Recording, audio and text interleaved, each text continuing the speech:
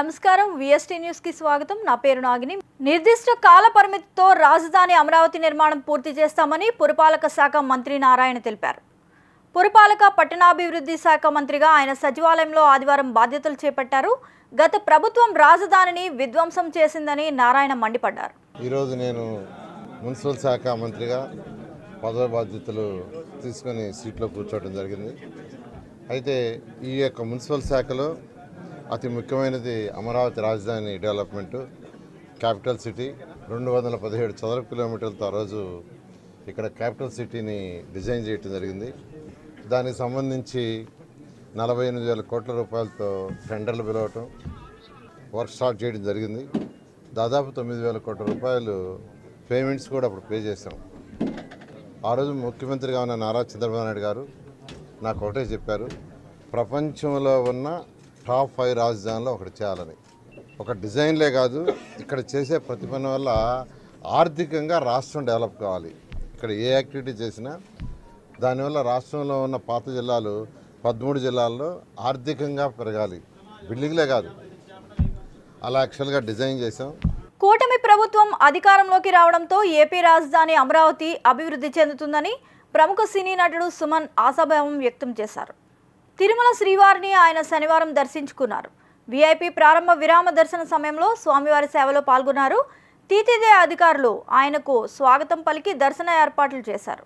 దర్శన అనంతరం రంగనాయకుల మండపంలో ఆశీర్వచనం చేసి స్వామివారి తీర్థ ప్రసాదాలను ఆయనకు అందజేశారు. గడిచిన 5 ఏళ్లలో ఆంధ్రప్రదేశ్ బాగా వెనుకబడి ఉందని ఆవేదన వ్యక్తం చేశారు. హైదరాబాద్ నగరం న్యూయార్క్ సిటీని తలపిస్తోందని, దానికి కారణం చంద్రబాబేనని సుమన్ గుర్తు చేశారు. ఏపీ వేగంగా అభివృద్ధి చెందాలంటే ప్రభుత్వానికి ప్రజల సహకారం చాలా అవసరమన్నారు. అందరికీ తెలుసు, మొన్న జరిగిన ఎన్నికల్లో ప్రజలు తీర్పు ఇచ్చారు, మంచి తీర్పు ఇచ్చారు.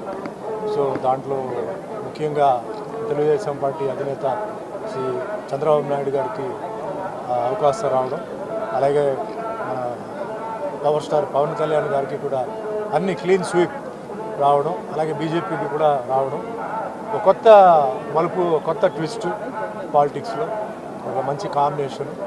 ఇక్కడ ఏంటంటే మెయిన్గా 5 ఏళ్ళు వెనక్కి వెళ్ళిన ఏపీని మళ్ళీ ముందుకు తీసుకురావడం, నెక్స్ట్ 5 ఇయర్స్ తర్వాత జరగాల్సిన దానికి అన్నిటికీ ఫౌండేషన్ వేయడం, ఇవన్నీ చేయాలంటే చాలా హెర్క్యులియన్ టాస్క్. అది అందరూ బాగుపడాలి, అందరూ బాగుండాలంటే అందరూ సహకరించాలి. ఒకవైపు కన్స్ట్రక్షన్ జరిగేటప్పుడు ఇంకో సైడ్ డిస్ట్రక్షన్ జరగకూడదు. ఎందుకంటే ఇది అందరికీ బాగా మేలు జరగాలని చెప్పి వాళ్ళు చేస్తున్నారు. సో నా విజ్ఞాపన ఏంటంటే అది వ్యవసాయం, విద్య, వైద్య, మిగతా అన్ని విషయాల్లో ముఖ్యంగా వచ్చేసి ఫ్యాక్టరీస్. ఎందుకంటే ఎంప్లాయ్మెంట్ ప్రాబ్లం సాల్వ్ చేయాలంటే ఐటీ వాళ్ళైతే అది వేరే చదువుతో వస్తుంది. చదువు లేని వాళ్ళకి ఏంటంటే ఇండస్ట్రీస్ రావడం, ఎంప్లాయీస్కి చాలా ఇదవడం, ఆ విధంగా చేయాలి, బాగా జరగాలి. పాస్ట్ ఇస్ పాస్ట్ అండి. సో ముఖ్యంగా అమరావతి అనేది ఒక క్యాపిటల్ అమెరికా లాగా రావాలంటే మనందరూ సహకరించాలి. ఎందుకంటే హైదరాబాదు ముఖ్యంగా గచ్చిబౌలి కానీ అలాంటి ఏరియా ఈరోజు నైట్ వస్తే చాలామంది మేము హైదరాబాద్లో ఉన్నామా ఎక్కడో న్యూయార్క్లో ఉన్నామా అంటున్నారు. అంటే అంత అందంగా తయారైపోయింది. ఆ తయారవడానికి మ్యాప్ ఆర్కిటెక్చర్ ఎవరంటే చంద్రబాబు నాయుడు గారు.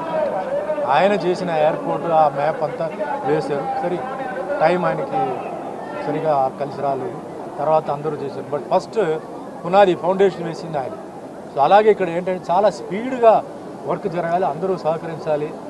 మాకేంటి మాకెందుకు అలా కాకుండా ఇది మీ రాష్ట్రం, అందరూ సహకరించి అందరికీ అసలు యూత్ కానీ సీనియర్ సిటిజన్స్ కానీ వాళ్ళందరికీ మేలు జరగాలి. అండ్ ఎప్పుడు నా ఒక చిన్న ఏంటంటే ఫస్ట్ అమరావతి అన్నది ఒక కాస్మోపాలిటన్ సిటీ కావాలి. అంటే కాస్మోపాలిటన్ అంటే ఈరోజు హైదరాబాద్లో తమిళనాడు, కేరళ, కర్ణాటక అన్ని ఊర్ల నుంచి వస్తున్నారు, నార్త్ నుంచి ఉన్నారు. అలాగే వస్తే చాలా స్పీడ్గా ఏంటంటే ఈ డెవలప్మెంట్ జరుగుతుంది. కడపలో సినీ నటి నిధి అగర్వాల్ సందడి చేశారు. పట్టణంలో ఏర్పాటు చేసిన ఓ బంగారు ఆభరణాల షోరూంను ఆమె ప్రారంభించారు. నిధి అగర్వాల్ను చూసేందుకు అభిమానులు భారీగా తరలివచ్చారు. కడప ఎమ్మెల్యే మాధవిరెడ్డి ఈ వేడుకలో పాల్గొన్నారు.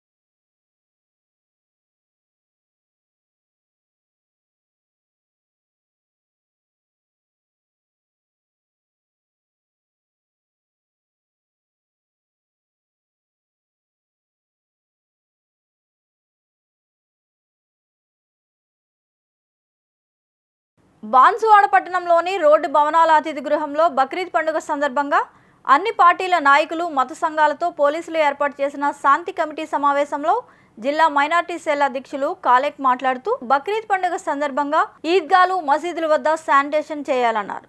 ఈ కార్యక్రమంలో సాహెబ్, జమాల్, రహీస్, మన్నన్, మన్సూర్ తదితరులు పాల్గొన్నారు. అక్కడ మన ఎస్పీ మేడం గారు మరి కలెక్టర్ గారు కూడా మంచిగా ఈ మంచి వాతావరణంలో అందరూ సామరస్యంగా పండుగ జరుపుకోవాలని వారు సూచించినారు. అలాగే అందరూ మున్సిపల్ అధికారులకు, గ్రామ పంచాయతీ ఈవోస్కు అందరికీ క్లీనింగ్ కానీ అన్ని ఏర్పాట్లు చేయాలని అక్కడ వాళ్ళందరికీ ఇన్స్ట్రక్షన్ ఇవ్వడం జరిగింది. అలాగే బాన్స్వాడలో కూడా మన మున్సిపల్ సిబ్బంది బాగానే పనిచేస్తున్నారు. ఇప్పుడు కెమెరా దగ్గర కానీ, మస్జిద్ల దగ్గర కానీ, ఈద్గాల దగ్గర కానీ వాళ్ళు స్టార్ట్ అయినాయి. నేను అనుకుంటా ఈరోజు రేపు కంప్లీట్ అయిపోతారని నేను అనుకుంటున్నాను. అలాగే వర్షాలు ఉండడం వల్ల మీరు ఏదైతే గల్లీలో మస్జిద్లు ఉన్నాయో ఆ మస్జిద్లను కూడా క్లీనింగ్ చేస్తే బాగుంటుందని ఈ సందర్భంలో మేము తెలియజేస్తున్నాను. అలాగే ముఖ్యంగా పండుగ అంటే మన అందరూ ఒక రకంగా అనుకుంటారు. ఈ గోవధ విషయంలో అందరికీ చాలా అపోహలు ఉన్నాయి. కానీ ఏదైతే మన కానూన్ ఉందో కానూన్ ప్రకారమే మనమందరం కూడా మా మస్జిద్లలో కూడా మేము అందరికీ ఇన్స్ట్రక్షన్ చేస్తాము. ఏదైతే చట్టానికి విరుద్ధంగా ఎవరైనా ఏదైనా పాల్పడితే వాళ్ళే బాధ్యులని కూడా మేము తెలియజేస్తాము. కాకపోతే కొంతమంది ఏదైనా తెలియక ఏదైనా చేసినప్పుడు మనం అందరము కూర్చొని పోలీస్ వారికి తెలియజేస్తే వాళ్ళు చట్టమైన చర్యలు తీసుకుంటారు.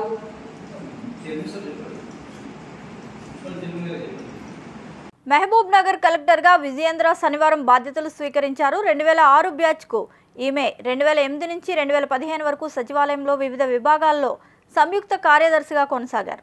2015 నుంచి 2020 వరకు రాష్ట్ర మహిళా శిశు సంక్షేమ శాఖ డైరెక్టర్గా వ్యవహరించారు. 2020 నుంచి రవాణా, R&B శాఖ ప్రత్యేక కార్యదర్శిగా వ్యవహరిస్తూ బదిలీపై జిల్లాకు వచ్చారు. జిల్లాలో విద్య, వైద్యం, మహిళా శిశు సంక్షేమంపై ప్రత్యేక దృష్టి సారిస్తానని ఆమె అన్నారు.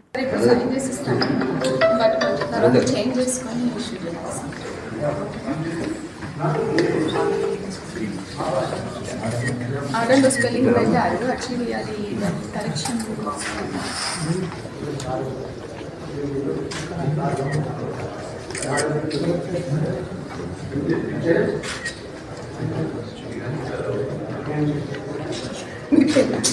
లేదు. వేరే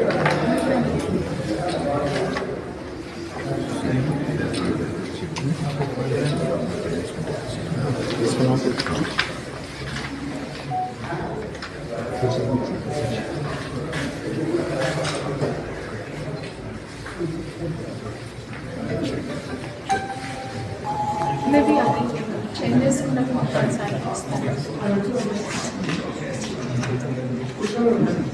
హైదరాబాద్ నగరం డీడీ కాలనీలోని మరో వివాహేతర సంబంధం వెలుగు చూసింది.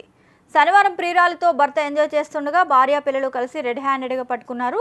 ప్రవీణ్ అనే వ్యక్తి ప్రియురాలతో గడుపుతుండగా భార్య మెర్సీ, ఆమె పిల్లలు అతన్ని రెడ్ హ్యాండెడ్గా పట్టుకున్నారు. అయితే వారిపై ప్రవీణ్ దాడి చేశాడు. కాగా తన భర్తతో ఎలా ఉంటామని ప్రియురాలని భార్య నిలదీసింది.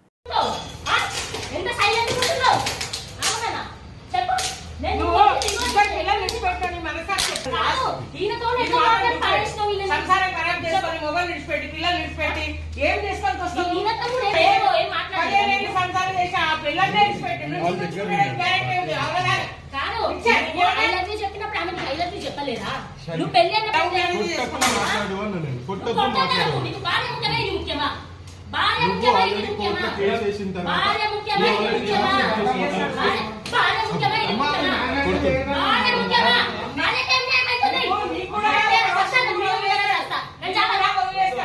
నా ముగ్గురు పిల్లలేం కావాలా? నా ముగ్గురు పిల్లలేం కావాలా?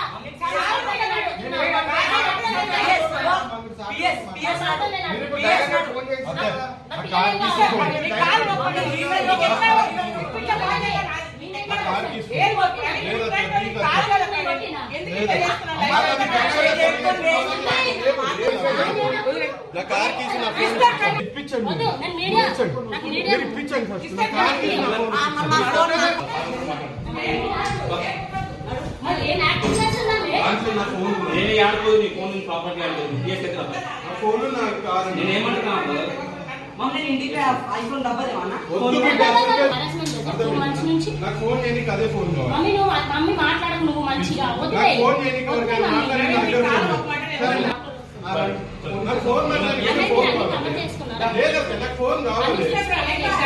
రాయదుర్గం కన్కేల్ మండలం తుంబిగనూరులో ఫిల్టర్ వాటర్ ట్యాంక్లో విషద్రావకాన్ని కలిపిన నిందితులను త్వరలోనే పట్టుకుంటామని డీఎస్పీ శ్రీనివాసులు తెలిపారు. రాయదుర్గం పట్టణంలోని అర్బన్ పోలీస్ స్టేషన్లో డీఎస్పీ శ్రీనివాసులు శనివారం మీడియాతో మాట్లాడారు. ఫిల్టర్ వాటర్ ట్యాంక్లో విషద్రావకాన్ని కలిపిన ప్రదేశాన్ని క్లూస్ టీం ద్వారా పరిశీలించినట్లు తెలిపారు. నిందితుల సమాచారం ఎవరికీ తెలిసినా తమకు సమాచారం అందించాలని కోరారు. అందరికీ నమస్కారం. నిన్నటి దినం రాత్రి కనేకల్ మండలం తుంబిగనూరు అనేటువంటి గ్రామంలో ఈ వాటర్ ప్లాంట్లో గుర్తు తెలియని ఇద్దరు వ్యక్తులు ఒక పెస్టిసైడ్ పాయిజన్ను వాటర్ ట్యాంక్లో కలిపినారని చూసి రావడం ఫిర్యాదు మేరకు ఈరోజు తుంబిగనూరు గ్రామాన్ని సందర్శించడం జరిగింది.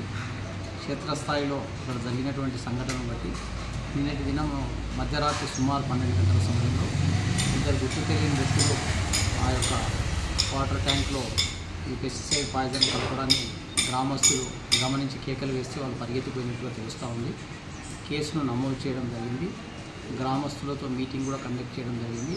ఎవరైనా ఇటువంటి దుశ్చర్యకు పాల్పడినటువంటి వ్యక్తులను గురించినటువంటి సమాచారాన్ని పోలీసుకి ఇవ్వాలని చెప్పేసి తెలియజేయడం జరిగింది. సో పోలీసులు ఇన్వెస్టిగేషన్ చేస్తూ ఉన్నాం. అక్కడ క్లూస్ టీము మరియు డాగ్ స్క్వాడ్ కూడా ఈ యొక్క నేరస్థలాన్ని సందర్శించడం జరిగింది. తగిన ఆధారాలు సేకరించి ఆ నిందితులను త్వరలోనే పట్టుకుంటాం. Thank you. శ్రీకాళహస్తి పట్టణంలో ఆర్ఎంపీ గెస్ట్ హౌస్లో వివిధ శాఖ అధికారులతో ఎమ్మెల్యే బొజ్జల వెంకట సుధీర్ రెడ్డి మీడియా సమావేశం నిర్వహించారు. కార్యక్రమంలో మున్సిపల్ శాఖ, రెవెన్యూ శాఖ, ఆర్ఎంపీ శాఖ అధికారులు పాల్గొన్నారు. అందరూ వచ్చారు. మరి టోటల్గా శ్రీకాళహస్తిలో sanitization, lands, taxes, building permissions, water, TIDCO, CC roads, drainage systems, lights, మహిళా గ్రూప్స్, టౌన్ ప్లానింగ్ ఇవన్నీ కూడా డిస్కస్ చేయడం జరిగింది. ఇన్ డీటెయిల్ డిస్కస్ చేయడం జరిగింది. దీంట్లో చాలా ఇబ్బందులు ఉన్నాయి. పోయిన గవర్నమెంట్ మరి ఎవరైతే జగన్మోహన్ రెడ్డి ఇక్కడ మసూద్ రెడ్డి ఉన్నాడో ఏమి పనులు చేసిన పాపాను పోలే. దాని తర్వాత కూడా మరి మసూద్ రెడ్డి గారు పలుమార్లు 10 కోట్లు పెట్టి చేసినా 20 కోట్లు పెట్టి చేసినా అని చెప్పి ఇవన్నీ కూడా చెప్తా ఉన్నారు. సో అవన్నీ కూడా ఎంక్వైరీ చేశాం. డే 1 ఆయన వచ్చినప్పుడు దీనికి ఎంతమ్మా 3,19,00,000 ఇది జనరల్ ఫండ్స్ నుంచి వచ్చింది. దాంట్లో 10,000 రూపాయలు ఒక దాత ఇచ్చారు, ఇంకో దాత 50,000 రూపాయలు ఇచ్చారు. ఈయన ఏమంటాడు 5 సంవత్సరాలు అదే బరియల్ గ్రౌండ్స్ గురించే, దాని గురించి నేను 10 కోట్లు పెట్టి 20 కోట్లు పెట్టినా అది పెట్టిందే 3 కోట్లు 10 నిమిషాలు. ఇవన్నీ తప్పుడు వ్యవహారాలు చేసినాడు మసూద్ రెడ్డి. దాని తర్వాత కనీసం కొత్త మెషినరీ కొన్న పాపాను పోలే, క్లీనింగ్ చేసిన పాపాను పోలే, లైట్లు వేసిన పాపాను పోలే. ఇవన్నీ కూడా ఈరోజు రివ్యూ మీటింగ్ పెట్టినాం. ఇవన్నీ కూడా వాళ్ళకి ఇన్స్ట్రక్షన్ ఇచ్చినాం. ఇవన్నీ కూడా ఎట్లా చేయాలనేది ఒక డీటెయిల్డ్గా మాట్లాడాం. దాని తర్వాత ఎన్నో మున్సిపల్ ల్యాండ్స్ కూడా ఆక్యుపై చేయడం జరిగింది, షాపులు ఆక్యుపై జరిగింది. ఇవన్నీ కూడా దీని గురించి మాట్లాడాం. ఎక్కడైతే పర్మిషన్ లేని ఎక్కడైతే ఎంక్రోచ్మెంట్స్ ఉన్నాయో అవన్నీ కూడా కొట్టడం స్టార్ట్ చేస్తారు. నెంబర్ 1, ఎందుకంటే వాటర్ డ్రైనేజ్ సిస్టమ్ కూడా ఇబ్బందులు ఉన్నాయి, ఎంక్రోచ్మెంట్స్ కొడతారు. ఎక్కడైతే దక్షిణ కాశీగా పేరుగాంచిన శ్రీకాళహస్తి స్వామివారి దేవస్థానానికి మహారాష్ట్ర గవర్నర్ రమేష్ బైస్ వారి కుటుంబ సభ్యులతో స్వామివారి దేవస్థానానికి విచ్చేశారు. వారిని దేవస్థానం ఏఈఓ సతీష్ మల్లి స్వాగతం పలికి ప్రత్యేక రాహుకేతు పూజ అనంతరం శ్రీ జ్ఞాన ప్రసూనాంబ సమేత శ్రీకాళహస్తీశ్వర స్వామివారి ప్రత్యేక దర్శనం చేయించారు.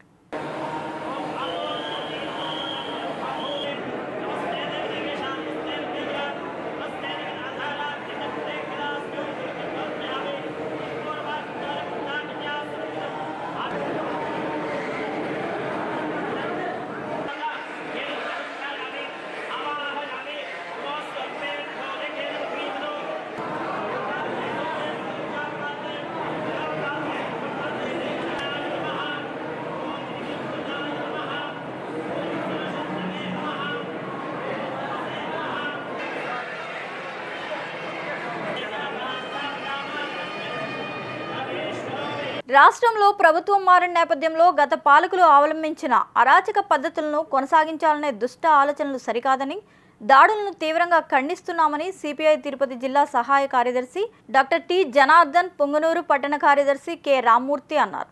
తిరుపతిలో శనివారం వారు మీడియాతో మాట్లాడుతూ గత ప్రభుత్వం రాజ్యాంగ విరుద్ధంగా పాలన చేసిన ఫలితంగానే నేడు ఓటమి పాలయ్యారని గుర్తు చేశారు. రాష్ట్రంలో గత 5 సంవత్సరాల అప్రజాస్వామిక పాలన, అరాచక పాలన అంతమై నేడు కొత్త ప్రభుత్వం ఏర్పడైంది. ఈ కొత్త ప్రభుత్వం గత ప్రభుత్వంలో చేసినటువంటి అరాచకాలు కానీ అక్రమాలు కానీ వెలుగులోకి తీస్తాం. మేము రాష్ట్రంలో శాంతి భద్రత కాపాడుతాం. ఎక్కడా కూడా ప్రజల మీద అవాంఛనీయ సంఘటనలు లేకుండా చూసుకుంటాం. పక్షపాతం లేకుండా చూసుకుంటాం. ప్రజాతంత్ర పాలన తీసుకొస్తామని చెప్పారు. సంతోషం. కొత్త ప్రభుత్వానికి భారత కమ్యూనిస్ట్ పార్టీగా మా శుభాకాంక్షలు తెలియజేస్తున్నాం. కానీ గతంలో చేసినటువంటి ప్రభుత్వం పొరపాట్లు, అరాచకాలని న్యాయ విచారణ జరిపించి తప్పు చేయింటే శిక్షించాలి, జైలుకు పంపాలి, ఎలాంటి చర్యలను తీసుకోవచ్చు. కానీ గతంలో చేసినటువంటి గొడవలు కానీ దాడులు కానీ మేము కూడా కొనసాగిస్తామంటే అది ప్రజాస్వామ్యం అనిపించుకోదు. భారత రాజ్యాంగంలో 19 ఆర్టికల్ AB 1, 2, 3 ప్రకారం భావ ప్రకటన స్వేచ్ఛ కానీ, అసెంబ్లీ స్వేచ్ఛ కానీ, అదేవిధంగా సంఘాలు పెట్టుకునే స్వేచ్ఛ కానీ, లేకపోతే అందరూ కూడా వాక్ స్వాతంత్రంగానే ఉన్నాయి. వాటిని గాన ఎవరైనా సరే మేము నిర్మూలిస్తాం, మేము ఛేదిస్తాం, మేము కట్టడి చేస్తాం, మేము దాడులు చేస్తామంటే కుదరదు. గత 4-5 రోజులుగా ప్రభుత్వం ఏర్పడక ముందు రాష్ట్రంలో కొన్ని అవాంఛనీయ ఘటనలు జరిగినాయి. వైసీపీ అధికార పార్టీ కార్యకర్తలు గత ప్రభుత్వంలో అరాచకానికి పాల్పడిన వాళ్ళ మీద దాడులు చేయిండొచ్చు. కానీ ప్రభుత్వం ఏర్పడి 2 రోజులు 3 రోజులు అయింది. మంత్రులు శాఖలు కూడా కేటాయించారు. ఇక్కడ లా అండ్ ఆర్డర్ అనేది ఎవరు చేతిలో తీసుకునేదానికి వీల్లేదు. లా అండ్ ఆర్డర్ అనేది పోలీసుల చేతిలో ఉండాలా. న్యాయ వ్యవస్థ అనేది చట్టాలని గౌరవించి వాళ్ళు ఆ పద్ధతిలో న్యాయాన్ని కాపాడడానికి న్యాయ వ్యవస్థ ఉండాలి తప్ప వ్యక్తిగతంగా ఎవరు కూడా దాడులు చేయడానికి కానీ, ఈరోజు చట్టాన్ని చేతిలో తీసుకోవడానికి కానీ కుదరదు. ఇక్కడ పొంగనూరులో గత 3 రోజులుగా వైసీపీ కార్యకర్తల ఇళ్ల మీద దాడులు చేయడం, ఒక దళిత మాజీ ఎంపీపీ మీద దాడులు చేయడం సభ్యతగా లేదు, సబబుగా లేదు. గతంలో చేసిన పొరపాట్లు మీరు చేస్తామంటే భవిష్యత్తులో మీరు కూడా అదే పరిస్థితి, అదే కౌలకు చేస్తారు. కాబట్టి దాడులు ఆపాలి. వీటిపైన పోలీసులు ఇక్కడ ప్రేక్షక పాత్ర వహించినటువంటి పరిస్థితి. గతంలో ప్రేక్షక పాత్ర వహించారు, ఇప్పుడు కూడా ప్రేక్షక పాత్ర వహిస్తున్నారా అంటున్నా. పోలీసులు నిజంగా ఖచ్చితంగా పనిచేయిస్తామని చెప్పిన తర్వాత పోలీసు ఖచ్చితంగా ప్రేక్షక పాత్ర వహించకూడదు. లా అండ్ ఆర్డర్ కాపాడాలి. ఇక్కడ జరిగిన దాడులకి పోలీసులదే ఈరోజు తప్పు అనిపిస్తుంది. అటని చెప్పి ఇక్కడ అధికార పార్టీ కార్యకర్తలు కూడా ఇట్లాంటివి చేయకూడదని చెప్పి మేము ఖండిస్తున్నాం. సిపిఐగా ఇలాంటి భవిష్యత్తులో ఇట్లాంటి కార్యక్రమాలు చేస్తే మేము కూడా మా పద్ధతుల్లో ప్రజాతంత్ర ఉద్యమాలు మేము కూడా చేయాల్సి వస్తుందని చెప్పి ఈ సందర్భంగా హెచ్చరిస్తున్నాం. రాష్ట్ర ముఖ్యమంత్రి చంద్రబాబు నాయుడు సీఎంగా బాధ్యతలు చేపట్టిన మొదటి రోజే 5 హామీలపై సంతకాలు పెట్టారు. శ్రీ పొట్టి శ్రీరాములు నెల్లూరు బుచ్చిరెడ్డిపాలెం పట్టణంలో టీడీపీ నేతలు సంబరాలు చేశారు. కేక్ కటింగ్ కార్యక్రమాన్ని ఏర్పాటు చేశారు. ఈ సందర్భంగా వారు మాట్లాడుతూ పార్టీ మండల నాయకులు తమను గుర్తించినా గుర్తించకపోయినా ఎమ్మెల్యే ప్రశాంతిరెడ్డి, ఎంపీ వేమిరెడ్డి కోసం అహర్నిశలు కృషి చేస్తామని మైనార్టీ నాయకులు తెలిపారు. ఈరోజు ఆంధ్ర రాష్ట్రంలో తెలుగుదేశం పార్టీ విజయదుందుబి మోగించిన సందర్భంగా మనమంతా ఈ కార్యక్రమాన్ని నిర్వహించుకున్నాము. మన ఎమ్మెల్యే గారు 54,000 పైచిలుగు మెజార్టీతో గెలుపొందటం అందరికీ గర్వకారణం. ఆమెకు మా గెలుపుకు మా మైనార్టీల తరఫున మేము అహర్నిశలు కృషి చేసి 54,000 మెజార్టీ వచ్చేదానికి మేము కూడా ఒక బాధ్యతగా మా వంతు కర్తవ్యాన్ని నిర్వహించామని చెప్పి చెప్పుకోవడానికి మేము గర్వపడతా ఉన్నాం మైనార్టీలుగా. మా మేడం గారికి శుభాకాంక్షలు. తర్వాత మా సార్ వేమిరెడ్డి ప్రభాకర్ రెడ్డి గారికి కూడా మా శుభాకాంక్షలు తెలియజేసుకుంటూ మనకు రేపు బక్రీద్ పండుగకు కూడా మేడం గారు శానిటైజర్ కానీ మా పండగకు ఏమేమి అవసరాలు ఉన్నాయి కనీస అవసరాలు తీర్చడం కోసం నిన్న పిలిపించి మా సలహాలు సూచనలు తీసుకొని మా కమిషనర్ గారి చెప్పి మొత్తం చేపిమంటాం మనకు చాలా ఆనందంగా ఉంది. ఇప్పటి వరకు ఏ ఎమ్మెల్యే కానీ ఏ ఎంపీ కానీ ఎవరూ కూడా ఈ విధంగా మైనార్టీల గురించి ఆలోచించిన వాళ్ళు మనం ఇప్పుడు దాకా చూడలేదు, ఇప్పుడే చూస్తున్నాము. మా మైనార్టీలని మేము ఇంత కష్టపడ్డా మండల పార్టీ మాత్రం మమ్మల్ని కొంచెం చులకన భావంతో చూస్తూ ఉంది. ఇది మాత్రం మాకు కొంచెం బాధగా ఉంది. మండల పార్టీ ఏ విధంగా చేసినా మేము ప్రశాంతి మేడం గారి కోసం అహర్నిశలు మేము కష్టపడతామని చెప్పుకోవడానికి మేము గర్వపడుతున్నాము. తాజానగర్లో ఇప్పటి వరకు మెజార్టీ రాని దగ్గర కూడా మేమంతా మైనార్టీలను కష్టపడి పనిచేసి మెజార్టీ తీసుకొచ్చిన ఎన్నికలు ఇవేనని చెప్పుకోవడానికి మేము ఎంతో గర్వపడుతున్నాము. ప్రతి ఒక్కళ్ళం కష్టపడ్డాము, మెజార్టీ తీసుకొచ్చాము, మేడం గారికి కానుకగా ఇచ్చాము అని చెప్పుకోవడానికి చాలా ఆనందపడుతున్నాము, గర్వపడుతున్నాము కూడా. రాయలసీమలో హైకోర్టు కానీ హైకోర్టు బెంచ్ కానీ ఏర్పాటు చేయాలని ఏపీసీసీ మీడియా చైర్మన్ తులసిరెడ్డి కేంద్ర రాష్ట్ర ప్రభుత్వాలకు విజ్ఞప్తి చేశారు. వేంపల్లిలో ఆయన మాట్లాడుతూ 1937 నాటి శ్రీబాగ్ ఒప్పందం ప్రకారం రాజధాని హైకోర్టు రెండిటిలో ఒకదాన్ని రాయలసీమలో ఏర్పాటు చేయాలన్నారు. ఈ ఒప్పందాన్ని అనుసరించి 1953లో ఆంధ్ర రాష్ట్రం ఏర్పడినప్పుడు రాజధాని రాయలసీమ, హైకోర్టు కోస్తాలో ఏర్పాటు చేశారన్నారు. రాయలసీమ ప్రాంతంలో వీలైతే హైకోర్టును కానీ లేదా కనీసం హైకోర్టు బెంచ్ని కానీ ఏర్పాటు చేయాల్సిన చారిత్రక ఆవశ్యకత ఉంది. ఎందుకంటే 1937 నవంబర్ 16వ తారీఖున మద్రాసులో జరిగినటువంటి శ్రీబాగ్ ఒప్పందం ప్రకారం ఒక రాష్ట్రానికి రాజధాని, హైకోర్టు రెండు కళ్ళ లాంటివి. భవిష్యత్తులో తెలుగువారికి ఒక ప్రత్యేక రాష్ట్రం అంటూ ఏర్పాటైతే అందులో ఈ రెండింటిలో ఒకదానిని రాయలసీమ ప్రాంతంలో, మరొక దానిని కోస్తా ప్రాంతంలో ఏర్పాటు చేయాలని ఆ ఒప్పందంలో రాసుకోవడం జరిగింది. ఆ ప్రకారంగా 1953 అక్టోబర్ 1న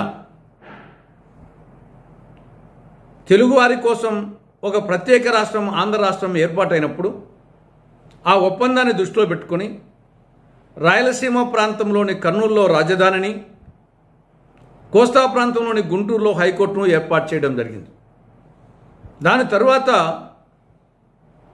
తెలంగాణతో కలిసి ఆంధ్ర రాష్ట్రము ఆంధ్రప్రదేశ్గా ఏర్పడినప్పుడు 1956 నవంబర్ 1న ఏర్పాటైనప్పుడు ఈ రెండు కూడా రాజధాని, హైకోర్టు రెండు కూడా హైదరాబాద్కు పోవడం జరిగింది. మళ్ళీ 2014 జూన్ 2న రాష్ట్ర విభజన జరిగినప్పుడు ఒకనాటి ఆంధ్ర రాష్ట్ర భూభాగంతోనే నవి ఆంధ్రప్రదేశ్ ఏర్పాటు కావడం జరిగింది. కాబట్టి ఆ ప్రకారంగా చూస్తే నవి ఆంధ్రప్రదేశ్లో రాజధాని, హైకోర్టు. క్రమశిక్షణకు మారుపేరు రామోజీరావు అని ఈనాడు ఏపీ ఎడిటర్ ఎం నాగేశ్వరరావు అభివర్ణించారు. రామోజీ గ్రూప్ సంస్థల అధినేత రామోజీరావు సంతాప కార్యక్రమం ప్రెస్ క్లబ్లో జరిగింది. ఈ సందర్భంగా నాగేశ్వరరావు మాట్లాడుతూ కఠినమైన క్రమశిక్షణ రామోజీరావు మొదటి లక్షణం. కల్లో కూడా ఇలాంటి రోజు వస్తుందనుకోలేదు. 39 సంవత్సరాల చైర్మన్తో కలిసి ప్రయాణించా. విశిష్ట గుణాల మేలు కలయిక రామోజీరావు. ప్రపంచంలోనే అతిపెద్ద ఫిల్మ్ ప్రొడక్షన్ కేంద్రాన్ని ఆయన నిర్మించారని, తెలుగువారికి ఎనలేని ఖ్యాతి తెచ్చారని ఆయన పేర్కొన్నారు. చైర్మన్ గారు సమయపాలనకి అత్యంత ప్రాధాన్యం ఇస్తారు. రామోజీరావు మామూలు ఎక్కడైనా పెళ్లికి వెళ్ళినా కూడా సరిగ్గా ముహూర్తం సమయానికే వెళ్తారు. ఏ కార్యక్రమానికి వెళ్ళినా, సమావేశాలు ప్రారంభించినా ఖచ్చితంగా 1 నిమిషం అటు ఇటు కాకుండా ప్రారంభిస్తారు. అందుకని మనం కూడా మనకు నివాళి కార్యక్రమాన్ని కూడా సరిగ్గా 11 గంటలని అనుకున్నాము, 11 గంటలకే ప్రారంభించాము. చైర్మన్ గారు నాకంటే 28 సంవత్సరాల పెద్దవారు. కానీ నా జీవితంలో ఇట్లాంటి ఒక రోజు వస్తుందని నేను కలలో కూడా అనుకోలే. ఆయన శాశ్వతంగా ఉండాలి అనే భావన ఉండేది. కానీ ఒక్క సెకండ్ కూడా ఆయన నా కళ్ళ ముందు వెళ్ళిపోతారు, ఇట్లాంటి రోజు ఒకటి వస్తుందని నేను ఎప్పుడూ అనుకోలేదు. చైర్మన్ గారితో నా ప్రయాణం 39 సంవత్సరాలు. ఇక్కడ చాలామంది 30, 40, 45, 50 ఏళ్ళుగా అనుబంధం ఉన్నటువంటి చాలామంది సన్నిహితులు ఇక్కడంతా ఉన్నారు. రామోజీరావు గారు చాలా విశిష్ట గుణాల మేలు కలయిక. ఆయన చాలా విజయాలకు ప్రధానమైనటువంటి కారణం క్రమశిక్షణ, అకుంఠితమైనటువంటి క్రమశిక్షణ. ఆయన క్రమశిక్షణకి దృష్టాంతాలు చెప్పుకోవాలంటే అసలు సాయంత్రం దాకా చెప్పుకున్నా కూడా తరిగిపోవు. అంత కఠినమైనటువంటి క్రమశిక్షణతో ఒక మధ్యతరగతి సాధారణ గ్రాడ్యుయేటు చివరికి ఒక 25,000 మంది ఉపాధి, మరొక 1,00,000 మంది దాకా పరోక్ష ఉపాధి కల్పించి ప్రపంచంలోనే ప్రఖ్యాతిగాంచిన Ramoji film city, the biggest film production centre in the world, Universal Studios కంటే కూడా పెద్ద ఫిలిం ప్రొడక్షన్ సెంటర్ నిర్మించి విశాఖ రిషికొండపై వైకాపా ప్రభుత్వం రహస్యంగా విశాలవంతమైన భవనాలు నిర్మించిందని ఎమ్మెల్యే గంటా శ్రీనివాసరావు అన్నారు. కూటమి శ్రేణులతో కలిసి ఆ నిర్మాణాలను ఆయన పరిశీలించారు. ముందు పర్యాటకమని, తర్వాత పరిపాలన భవనాలంటూ 500 కోట్లు ఖర్చు చేశారని ఆరోపించారు. ఎన్జీటీ ఆదేశాలను సైతం పక్కన పెట్టి భవనాలు నిర్మించారని గంటా మండిపడ్డారు.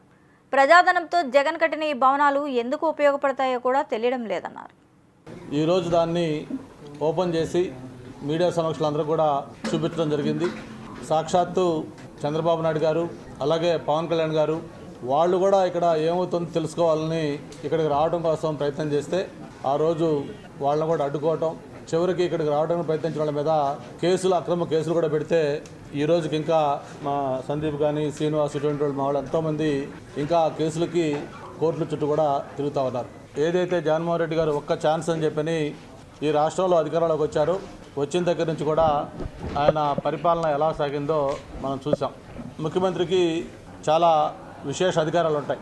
ఆయన క్యాపిటల్ అమరావతి అయినా సరే నేను విశాఖపట్నంలో క్యాంప్ హౌస్ పెట్టుకుంటానంటే ఎవరు కూడా కాదనలేని విషయం. నేను క్యాంప్ హౌస్ పెట్టుకుంటాను, విశాఖపట్నంలో వచ్చి ఉండటానికి నాకు ఒక బంగ్లా కట్టుకుంటానంటే ఎవరు కూడా క్వశ్చన్ చేయలేని విషయం. ఆయన విశాఖపట్నంలో వచ్చి ఉండటం కోసం అని చెప్పని ఈ ఋషికొండ, ఒకప్పుడు సప్త ఋషులు ఈ కొండపైన నడయాడారని, ఇక్కడ తపస్సు చేసుకునే వాళ్ళని, దీనికి ఒక హిస్టారికల్ ఇంపార్టెన్స్ ఉన్న కొండ, ఒక పచ్చటి ఋషికొండని టూరిజం దీని కింద ఇక్కడ రిసార్ట్స్ కట్టి ఉంచితే బ్రహ్మాండమైన లాభాల్లో నడుస్తున్న ఆ టూరిజం రిసార్ట్ను కూడా మరి పూర్తిగా డిస్మాంటిల్ చేసి ఇక్కడ అత్యంత రహస్యంగా, గోప్యంగా ఈ విలాసవంతమైన రాజమహల్ని నిర్మాణం చేయడం జరిగింది. ప్రభుత్వం ఏదైనా ఒక నిర్మాణం చేసేటప్పుడు దాంట్లో రహస్యాలు ఉండవు. బహిరంగంగా ఆ బిల్డింగ్ దేనికోసం కడతా ఉన్నారు, ఎంత విస్తీర్ణత కడతా ఉన్నారు, ఎంత ఎస్టిమేట్తో కడతా ఉన్నారు, అందులో ఏమేమి ఫెసిలిటీస్ ఉంటాయి, ఇవన్నీ డ్రాయింగ్స్తో సహా బయట డిస్ప్లే చేస్తారు.